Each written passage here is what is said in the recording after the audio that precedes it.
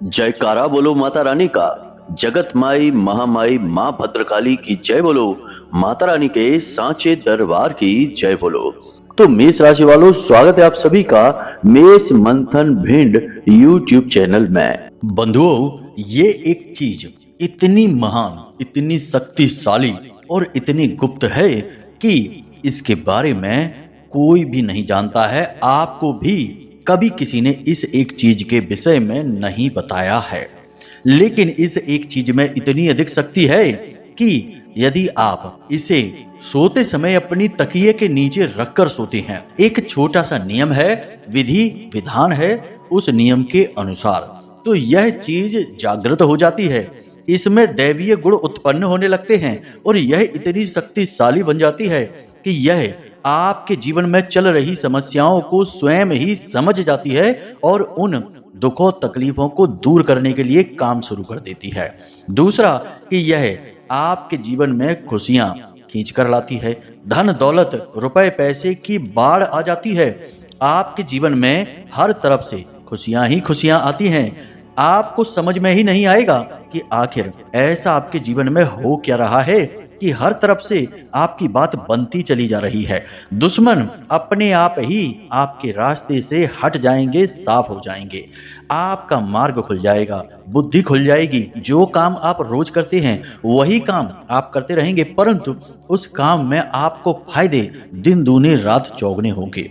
धन दौलत की बरसात होना, दुखों का नाश होना और स्वर्ग के समान सुंदर जीवन को बना देना इस एक चीज का सबसे बड़ा प्रमुख गुण है। लेकिन एक बात यहाँ पर हम आपको बता दें कि इस एक चीज के बारे में लोगों को जानकारी नहीं है। बहुत ही कम लोग, हजारों में या सैकड़ों में एक आध इंसान ही ऐसा होगा जिसे इसके बारे में थोड़ी बहुत ही जानकारी होगी और उसे भी उस चीज के बारे में प्रयोग के तरीके नहीं पता होंगे और पूरी तरह से विश्वास भी नहीं होगा कि यह चीज किस प्रकार कार्य करती है और इसकी शक्ति क्या है, क्योंकि परिचय नहीं हुआ है। और जो जानता है वह इस चीज का प्रयोग इतनी खूबसूरती से करता है कि यह पारस मणि के समान उसके जीर्ण शीर्ण हुए जीवन को सोने में बदल देता है। इस चीज को यदि पारस पत्थर भी कहा जाए तो कम नहीं होगा। जी हाँ बंधुओं, बस आपको आज के इस कार्यक्रम में हम इस एक चीज के विषय में बताने जा रहे हैं। इस फरवरी के महीने में आपको इस एक चीज को अपने तकिए के नीचे रखकर सोना है, प्रतिदिन सोना है। पहले दिन से ही आपको इसका चमत्कार महसूस होगा। सपने के माध्यम से आपके देवी देवता, आपके पितृ पूर्वज, पुरखे पूर्वज आपको दर्शन देंगे, आपको आशीर्वाद देंगे, क्योंकि अब आपका भाग्य खुलने वाला है। जैसे ही आप इस एक चीज का प्रयोग करेंगे आपको इसके संकेत समझ में आने लगेंगे। जब आप अगले दिन सोकर जागेंगे तो यह संसार आपके लिए बदल चुका होगा। चारों तरफ से आपको सकारात्मक ऊर्जा का बहाव महसूस होगा। जो पहले आपको देखकर चिल्लाते थे, उल्टी सीधी बातें करते थे, आपकी चुगलियां करते थे, वे शांत हो जाएंगे, आपकी तारीफें करने लगेंगे। जहां पहले आपको चिंताएं घेरे रहती थीं, सुबह जागते ही कामकाज की चिंताएं, घर परिवार की चिंता और कर्जे की परेशानी, बीमारियों का टेंशन, इन सारी चिंताओं का तुरंत नाश हो जाएगा, क्योंकि ये परेशानियां रहेंगी ही नहीं। तो बस बंधुओं, आज आपको पूरे धैर्य के साथ पूरा ध्यान यहाँ देना है, हर बात को समझना है।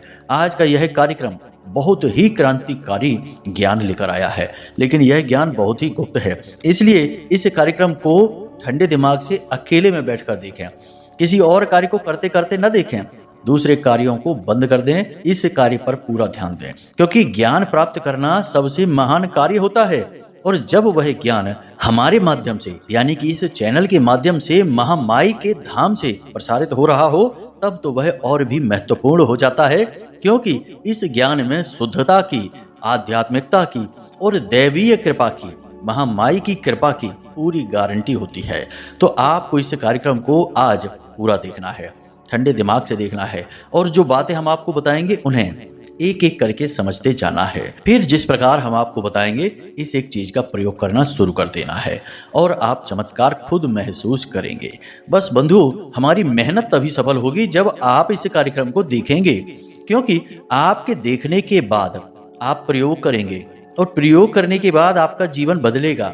आपके दुखी चेहरे पर मुस्कुराहट आएगी, आपके जीवन में खुशियां आएंगी, ईश्वर के प्रेम का प्रकाश आएगा और यही हमारी सफलता होगी। इस कार्यक्रम की सफलता हमारी मेहनत की सफलता और हमारी भक्ति की भी सफलता हो जाएगी। तो बंधु, आपसे बस हमारा इतना ही लालच है कि आप खुश हो जाएं, आपके जीवन से दुख दूर हो जाएं, तो हमारा काम, हमारी मेहनत, हमारी भक्ति सब सफल हो जाएगी। आपको बस इस कार्यक्रम को अंत तक देखना है। हमने इस कार्यक्रम को बनाने में बहुत मेहनत लगाई है, अपने जीवन भर का अनुभव लगाया है, साथ ही साथ आपके ग्रह, आपकी कुंडली का भी श्रेष्ठतम आकलन किया है। तो बस उम्मीद करते हैं कि आप हमारी बातों को यहाँ तक समझ चुके हैं। अब आगे कार्यक्रम में अंत तक अवश्य ठहरेंगे। तो चलिए इसी बात पर महामाई को याद करते हैं। कमेंट बॉक्स में लिख डालिए, जय माँ भद्रकाली कृपा करो। एक बार नहीं 3 बार लिखना, महामाई आपके ऊपर पूरी कृपा करेंगी। अब आपका जीवन बदलेगा, हमें पूर्ण विश्वास है। नवरात्रि का विशेष पर्व चल रहा है, महामाई का प्रेम पाने का, उनका लाड़ दुलार और आशीर्वाद पाने का यह सर्वश्रेष्ठ उत्सव है।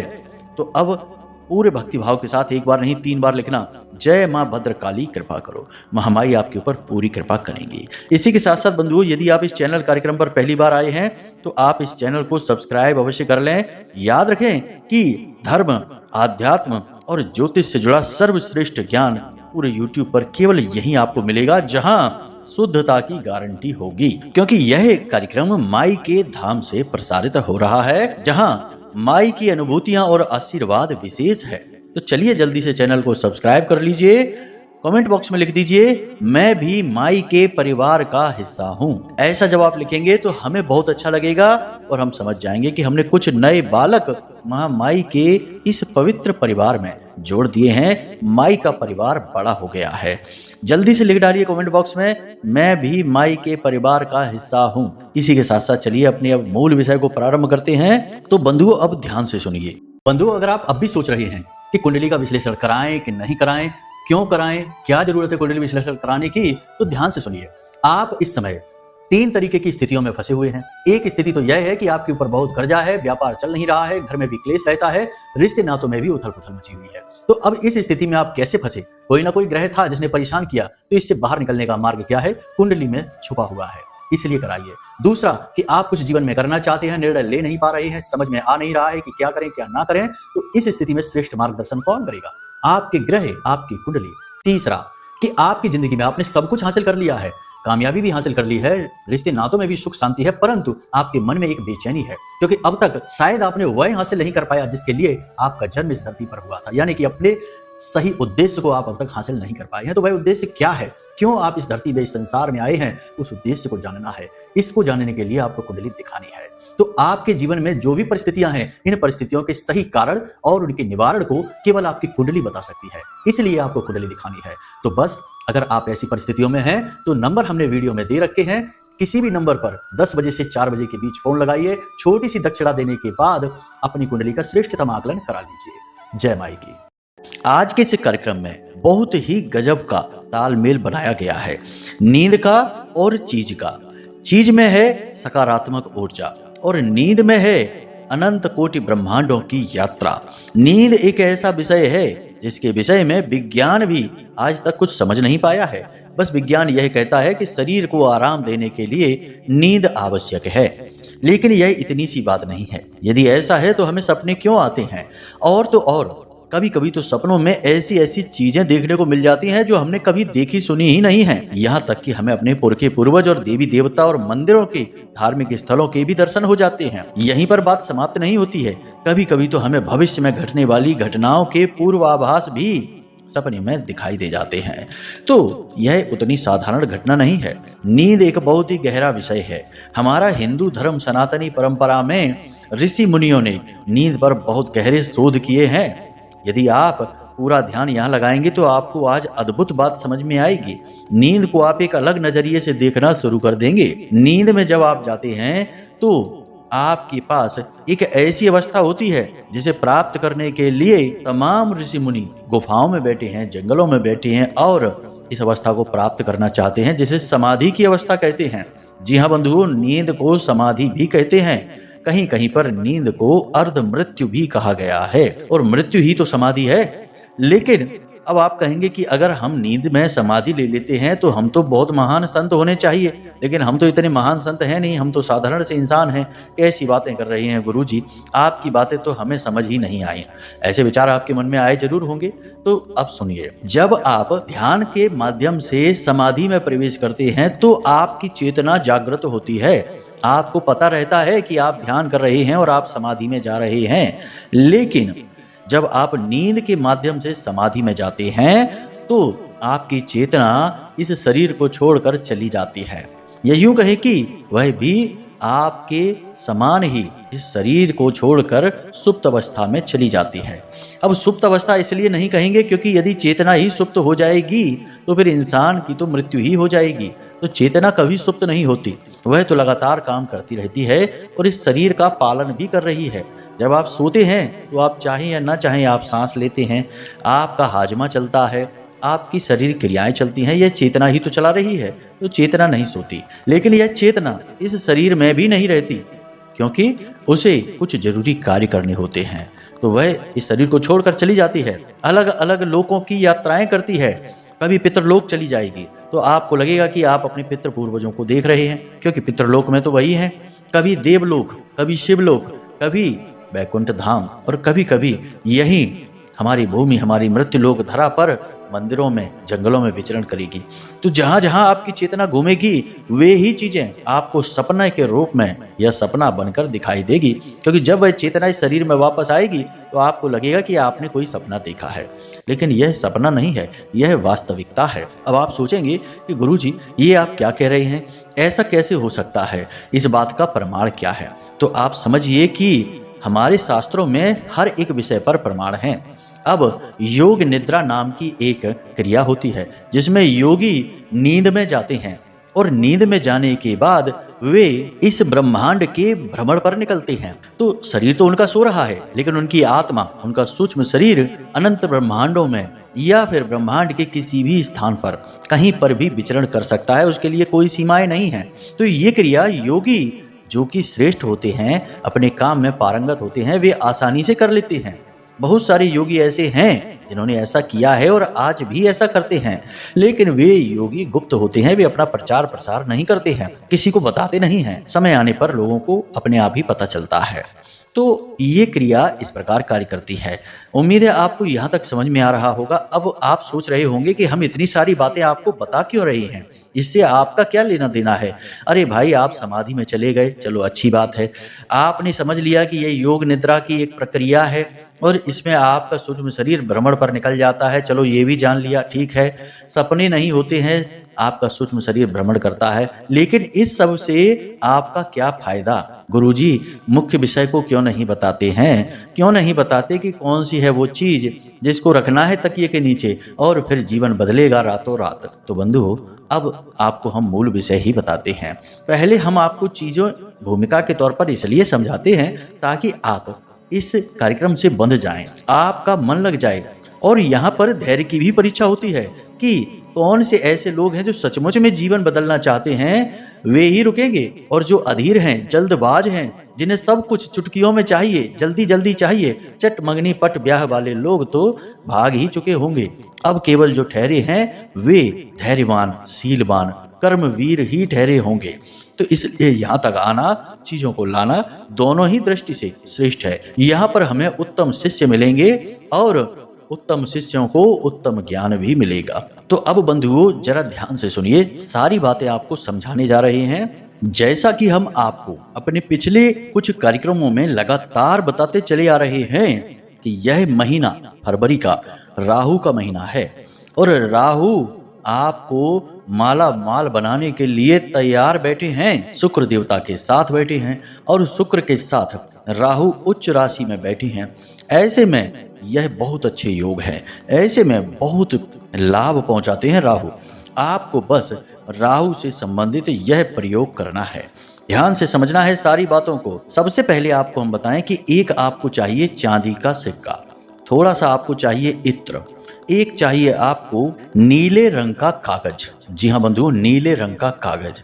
नीले रंग के कागज पर चलाने के लिए, लिखने के लिए कोई भी पीले रंग की या सफेद रंग की पेन आप ले सकते हैं। थोड़ी बहुत चलेगी या कम चलेगी तब भी कोई समस्या नहीं है। उस नीले रंग के कागज पर आपको एक विशेष यंत्र बनाना है जिसे हम श्री राहु यंत्रम कहते हैं। यह क्रिया आपको सोमवार के दिन करनी है। जी हाँ बंधुओं, सोमवार के दिन यह क्रिया आपको करनी है। कैसे करनी है जरा ध्यान से समझिए। रात्रि के समय करनी है यह क्रिया, इस बात का विशेष ख्याल, दिन में नहीं। अब आपको कैसे करनी है यह क्रिया जरा ध्यान से समझिए। आपको सारा सामान एकत्रित कर लेना है। उसके बाद आपको अपने पूजा घर में रात्रि के समय जाना है, यानी स्नान आदि करने के बाद आप अपने पूजा घर में शुद्ध होने के बाद जाएं। गाय के घी का एक दीपक जलाएं और वहीं पर बैठकर इस यंत्र को उस नीले कागज पर बनाएं। चौकोर एक बॉक्स बनाएं। उसके अंदर आप कुल 9 खाने बनाएंगे। उन 9 खानों में आप इस प्रकार अंकों को भरेंगे। अंक हम बोलकर आपको बता देते हैं। 13, 8, 15, 14, 12, 10, 9, 16, 11 इस प्रकार आप अंकों को भरेंगे। अब ऊपर आपको इस यंत्र के ऊपर इस मंत्र को लिखना है जैसा चित्र में आपको दिखाई दे रहा है। ओम भ्राम भ्रीम ब्रौम राहवे नमः। इस यंत्र पे आपको इस मंत्र को ऊपर लिखना है। नीचे आपको इस मंत्र को लिखना है। ये राहु का विशेष कृपा पाने वाला मंत्र है। अर्धकायम महावीर्यम चंद्रादित्य विमर्दनम सिंहिका गर्भ संभूतम तम राहुम प्रणमाम्यहम। इस मंत्र को आपको लिख देना है। यह सब कुछ आपको आपकी मोबाइल की स्क्रीन पर दिखाई दे रहा है। नीले रंग के कागज पर यह आपको करना है। नीला रंग राहु का रंग होता है। अब इस प्रकार आपने यह यंत्र बना लिया। अब आपको एक सिक्का चाहिए। इस सिक्के को आप इस यंत्र के ठीक बीचों बीच रख देंगे और उसके ऊपर आप थोड़ा सा इत्र लगाएंगे।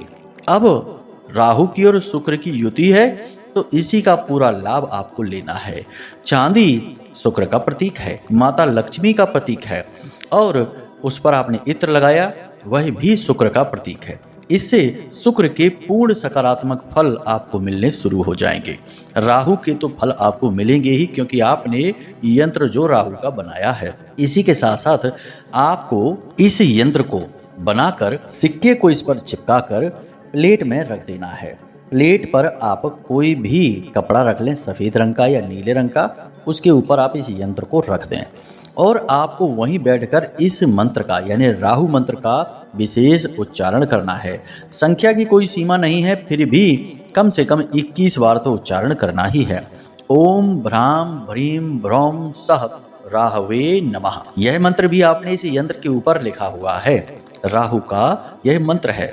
आपको इस मंत्र का धीरे धीरे उच्चारण करना है।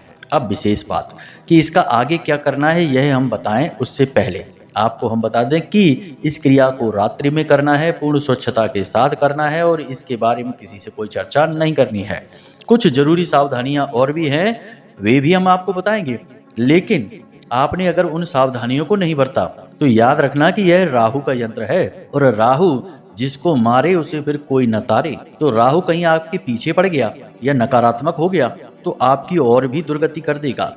आपको जहां वह लाखों करोड़ों की दौलत और दुनिया भर के सुख वैभव देने वाला है, वहीं आपको मिट्टी में भी मिला देगा। तो सावधानियों को जरूर जान लें। डरने की कोई आवश्यकता नहीं है। यह कोई नकारात्मक प्रयोग नहीं है, यह पूर्ण सात्विक और पूर्ण सकारात्मक प्रयोग है। बस सावधानियां बरतनी बहुत आवश्यक है, हर जगह बरतनी पड़ती हैं। डॉक्टर से दवाई लेकर आते हैं तब डॉक्टर परहेज के बारे में बताते हैं कि नहीं, परहेज करोगे तो लाभ रहेगा, नहीं करोगे तो कोई बात नहीं है, साइड इफेक्ट भी हो सकता है। तो ये सारी बातें समझनी पड़ती हैं, तभी उद्धार होता है। आधी अधूरी उल्टी सीधी बातें बता देने से काम नहीं चलता, तभी तो लोगों को फायदे नहीं होते हैं। हम जो बातें बताते हैं उससे तो हजारों लाखों लोगों के जीवन में खुशियां आई हैं, क्योंकि हम पूरी बात बताते हैं, चाहे आपको अच्छी लगे या ना लगे। हम कल्याण करने के लिए बैठे हैं माई के आदेश से, किसी को आनंद देने के लिए, खुशी देने के लिए, मजे देने के लिए नहीं बैठे हैं। हाँ, उद्देश्य यही है कि सात्विक तरीके से आनंद आए, लेकिन ये छुटपुट हरकतें नहीं। इसलिए आपको हम सारी बातें खुलकर बताते हैं। तो अब ध्यान से सुनिए, आपको क्या करना है। इस यंत्र को आपने वहीं रखा छोड़ा कुछ समय के लिए, दीपक जल रहा है जब तक, तब तक आप इस मंत्र का उच्चारण करते रहें। अब उसके बाद आपको इस यंत्र को फोल्ड कर लेना है, यानी कि चार तरफ से मोड़ लेना है, सिक्के को इसके अंदर रख देना है और इस यंत्र के ऊपर आपको कोई भी एक नीले रंग का कपड़ा लपेट देना है चारों तरफ से, और नीले रंग के धागे से इसे चारों तरफ से लपेट कर बंद कर देना है, गांठ नहीं लगाना है। अब यह एक पुड़िया नुमा चीज बन गई जिसके अंदर एक चांदी का सिक्का दबा है और राहु का यंत्र। इस राहु के यंत्र को आपको भोले बाबा के चरणों में रख देना है। भोले बाबा का दास है राहु, तो भोले बाबा के चरणों में अपने पूजा की अलमारी में रख देना है। अब आप रात्रि के समय जब सोने जाएं तो उस समय इस यंत्र को चुपचाप उठाएं और अपने तकिए के नीचे रख लें। साथ ही एक चीज और याद रखें कि जब आप सोने जाएं तभी इस क्रिया को करें, उससे पहले इसे तकिए के नीचे ना रख लें। और जिस बिस्तर पर आप सोएं उस बिस्तर पर आप अकेले ही सोने चाहिए। साथ ही साथ आप सीधे लेटकर फोन वोन न चलाएं। उस समय आप सीधे होकर लेटें, अपनी छाती पर हाथ रखें और ईश्वर से प्रार्थना करें कि हे प्रभु, हे ईश्वर, आप हमारे जीवन में खुशियां लेकर आइए, हमें आपकी बहुत ज़रूरत है, हम बहुत परेशान हैं, आपका आशीर्वाद हम चाहते हैं। इस प्रकार प्रार्थना करनी है और सो जाना है। रात्रि में आपको जो सपने आएंगे वे आपके जीवन में मार्गदर्शक का कार्य करेंगे, खुशियां लेकर आएंगे और अगले दिन से आपके आसपास की ऊर्जाएं बदलनी प्रारंभ हो जाएंगी। ये प्रयोग बहुत शक्तिशाली है। जिसने भी किया है उसने पहले दिन से ही इसके नतीजे, इसके परिणाम बताए हैं। किसी ने भी नकारात्मक कोई बात नहीं बोली है, बस इतना बोला है कि कभी कभी डरावने सपने आ जाते हैं। वे इसलिए क्योंकि राहु एक राक्षस ग्रह है और जिन लोगों ने ये शिकायत की उन लोगों के अंदर थोड़े से ऐब थे, जैसे कि वो शराब के आदी थे, शराब छोड़ नहीं पा रहे थे और इस प्रयोग को लगातार दोहरा रहे थे। तो अब क्या होगा, आग के पास अगर आप ईंधन को लेकर जाएंगे तो अग्नि तो लगेगी ही। राहु खुद एक राक्षस है और अगर आप राक्षसी प्रवृत्ति अपनाएंगे तो आपके जीवन में परेशानियां तो आएंगी ही। सकारात्मक रहेंगे तो सकारात्मक काम होंगे। तो बस इसमें ये सावधानी रखनी है, जब आप इस प्रयोग को कर रहे हो तो इसके विषय में किसी से चर्चा ना करें, किसी से कोई बात ना करें। याद रखें कि यह पूर्ण रूप से दिव्य और पूर्ण रूप से सात्विक प्रयोग है। नकारात्मक नहीं है तो डरने की जरूरत नहीं है और नकारात्मक लोगों से आपको दूर रहना है। जब आप इस प्रयोग को कर रहे हो तो आपको जुआ, शराब, सट्टेबाजी, नकारात्मक कार्यों से दूर रहना होगा। इसी के साथ साथ आपको धार्मिक बनना होगा, ईश्वर का नाम लेना होगा, भगवान के मंदिर जाना होगा, भगवान की शरण में जाना होगा। साथ ही साथ आपके अंदर यदि कोई व्यसन है, जैसे कि आप तंबाकू खाते हैं, धूम्रपान करते हैं, तो कुछ समय के लिए इन व्यसनों को भी रोक देना है। और कोई बड़े नियम नहीं है, बस सत्य बोलिए, सच्चाई पर अडिग रहिए। आपके अंदर ये गुण पहले से ही हैं तो आपको ज्यादा परेशानी नहीं होगी। हाँ, व्यसन वाली बात थोड़ी सी परेशानी उत्पन्न करेगी, तो कुछ समय के लिए आप रोक कर देखिए। जैसे ही आप रोकने का निश्चय मन में लाएंगे, आपके अंदर अपने आप पॉजिटिव एनर्जी आ जाएगी, आपको ऊर्जा प्राप्त हो जाएगी, फिर आपकी सहायता भी हो जाएगी। तो इस प्रयोग को आप करके देखिए, इसके परिणाम आप हमें कमेंट करके या मैसेज करके अवश्य बताना। आज तक कोई ऐसा नहीं मिला जिसने कहा हो कि गुरुजी यह राहु का यंत्र का प्रयोग असफल रहा है। सफल ही हुआ है, उसके जीवन में खुशियां आई हैं। मार्गदर्शन स्वयं राहु ने उसका किया है।